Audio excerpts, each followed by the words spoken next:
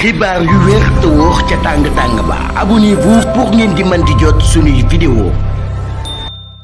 yéeme te doy waar moo xew ca Wakaam ab militaire akub gendarme lañu teg loxo ngir lu jëm ci mbirum cambriolage ginnaaw bi ñu leen jaajëfale bu baax a baax ci ànd ak ñun ci chaîne bii di Buzz 221 HD. Ouest Foire day lu doy waar moo fi xew ab théâtre d'un rocambolesque cambriolage moom moo fa daal di xew. mbir mi ngi xew bi 4 heures du matin jotee ñetti malfaiteurs ñoom ñoo ko doon def am militaire bu nekk en service ci Goudiri daal ci bokk ak ab gendarme boo xam ne mi ngi nekk en service ci ab unité de Dakar bu ñu sukkandikoo ci information exclusive yu Seneweb. mbir yi mi ngi commencé jamono bi nga xamee ni soldat bi ci boobu ñu ngi ko affecté dans la région de Tambacounda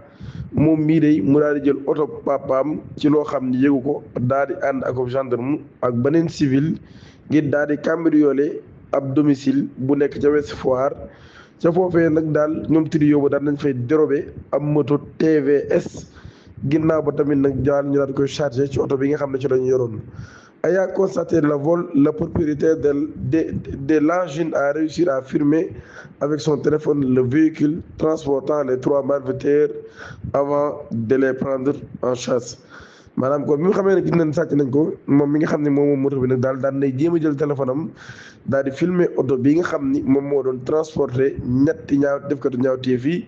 ak motom boobee ginnaaw ba mu doog leen a dàq. ginnaaw bi nga xam ne dàq na leen nag ba jàpp leen mi ngi leen jàppee ci fu jënd ak mosquée de la divinité bu Wakaam ci foofee nag daal fa lañ nekkoon di décharger moto bi ci oto bi militaire bi nag daal bi nga xam ne moo nekkoon ci volant bi daal nañ koy interpeller sur place. ñi nga xam ne ñoo di ay complices am gendarme daal ci bokk ñoom ñi nekk ñu daal di daw bi ñu arrêté les gendarmes de la brigade territoriale de Wakaam daan nañu placer le militaire en garde à vue daal tijji ab enquête ginnaaw avis du procureur de la République après le tribunal de grande instance hors classe de Dakar. L'exploitation du premier suspect a rapidement permis d'identifier et d'arrêter les 2 fugitifs.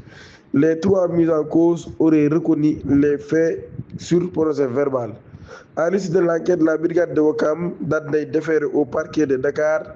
pour association de malfaiteurs et vol en réunion commis la nuit avec moyen de locomotion. di ñaan ngeen abonné ci chaîne bi activé cloche notification bi te aimé vidéo bi jërë ngeen